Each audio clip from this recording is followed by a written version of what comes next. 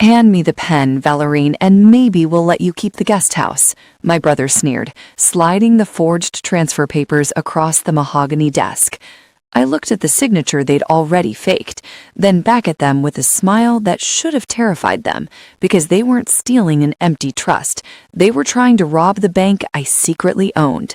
Julian sat in our late grandfather's high-backed leather chair, a throne he looked far too small for, despite his tailored Italian suit and the inflated ego that barely fit in the room. Beside him stood Marcus, my middle brother, twitching nervously, his eyes darting to the door as if he expected the ghost of Arthur Vance himself to burst in and cane them both. "You're awfully quiet, Val," Marcus muttered, his voice cracking. "Just sign the witness line acknowledging the transfer. We already did the heavy lifting for you. It's a formality." "A formality," I repeated, my voice calm, bordering on serene. I picked up the document.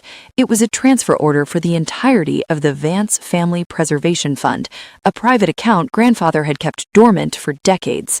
The balance was substantial, enough to cover the massive, gaping crater of debt Julian and Marcus had blown into the company in the 6 months since the funeral.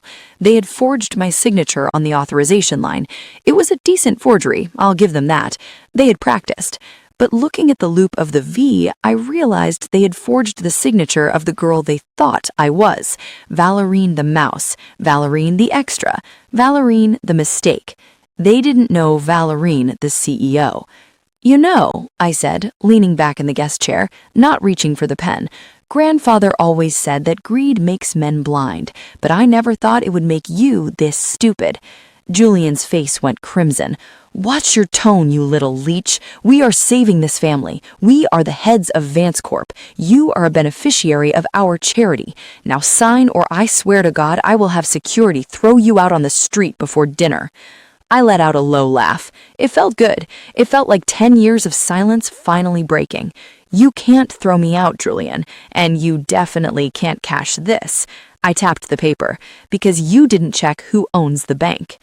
To understand the sheer magnitude of the hole my brothers had just dug for themselves, you have to understand the dynamic of the Vance family. I wasn't just the youngest. I was the unexpected, unwanted daughter born late in my parents' lives.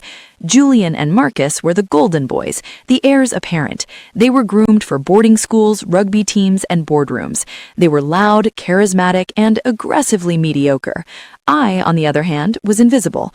Growing up, I was the useless child. While they were praised for C averages because of their leadership potential, I was ignored despite straight A's. When our parents died in a plane crash 10 years ago, the dynamic solidified. Julian, then 22, became the patriarch. Marcus, 20, became his enforcer. And I, 16, became the burden. They controlled the trust. They controlled the house. They controlled my life. "Valerine, go check on the catering staff," Julian would bark during his lavish parties. "Try not to embarrass us. Don't speak to the investors." I became a ghost in my own home, but ghosts have a distinct advantage.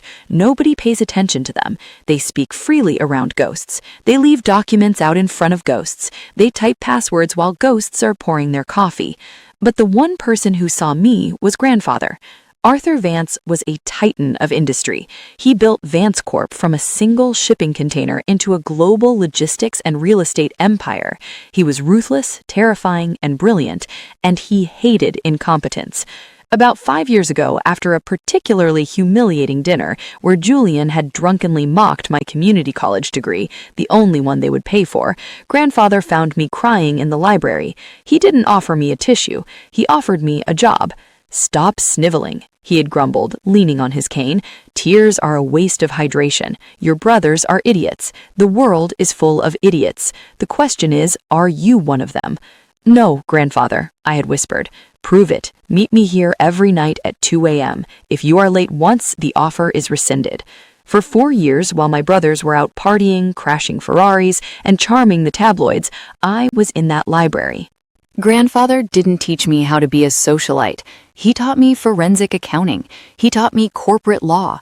He taught me how to structure holding companies, how to read the fine print that destroys men, and how to spot a hostile takeover before the first share is bought. He called it the shadow education. Your brothers think power is noise, Grandfather told me one night, his breathing rattling in his chest. He was getting weaker, the cancer eating him away slowly.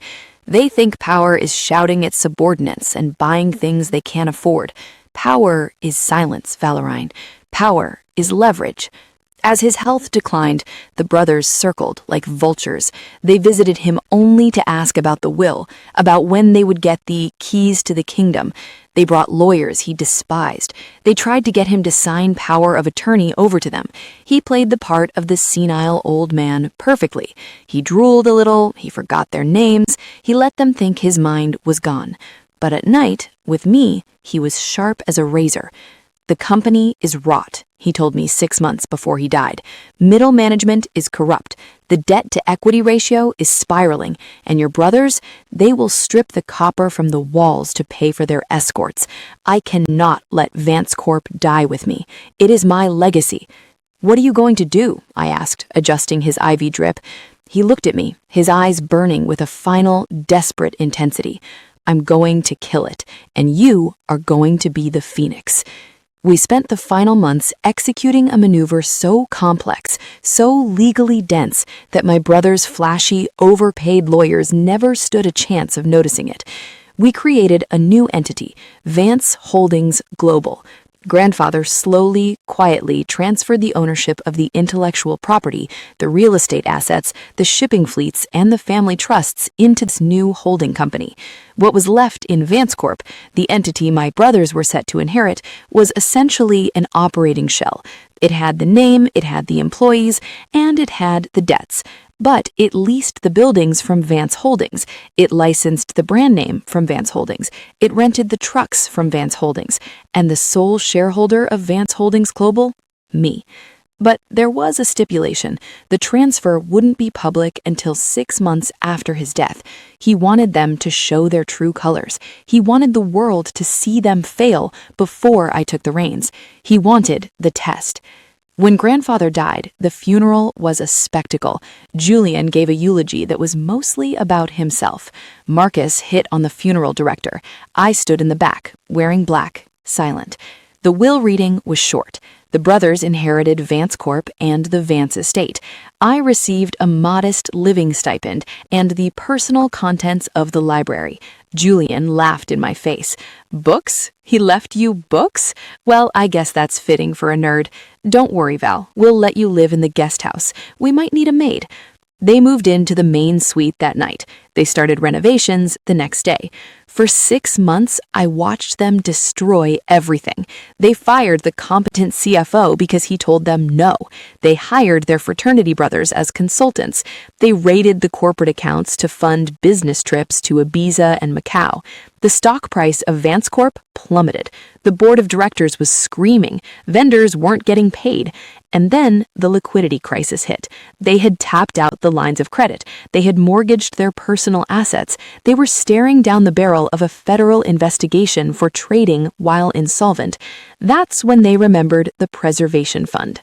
It was an old trust, legendary in the family. It was supposed to be the Doomsday Fund, millions of dollars in liquid cash, but Grandfather had locked it behind a biometric key and a unanimous family signature requirement. Or so they thought.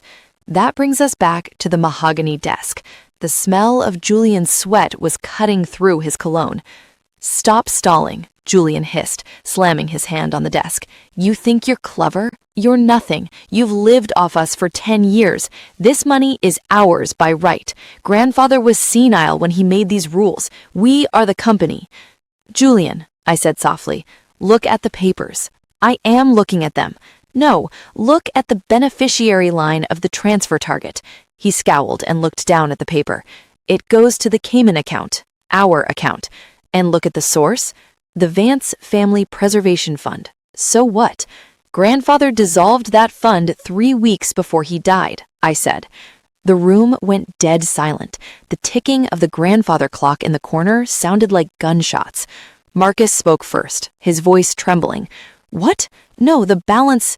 The statement shows." "The statement you bribed the bank manager for? It's outdated," I said. "Grandfather moved those assets." "Moved them where?" Julian whispered, the blood draining from his face. "To me. Julian stared at me. Then he started to laugh. It was a manic, terrified sound. To you? To the little charity case? You're lying. You're trying to scare us. Grandfather wouldn't trust you with a debit card, let alone millions. I reached into my bag, a cheap canvas tote they had made fun of earlier, and pulled out a thick leather binder.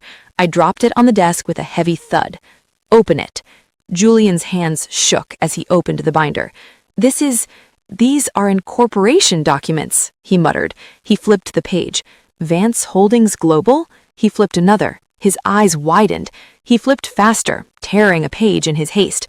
Deed to the headquarters? Deed to the logistics fleet? Patent ownership? Trademark ownership? He stopped at the operating agreement. He read the name at the bottom. Valerian Vance, sole proprietor and CEO. He looked up, his eyes glassy. You own the buildings? And the brand, I added, and the trucks, and the software you use to track shipments, and, most importantly, I own the debt you've accumulated. Marcus grabbed the binder, reading it frantically. This can't be legal. He was sick. You manipulated him. We'll sue. We'll bury you in court.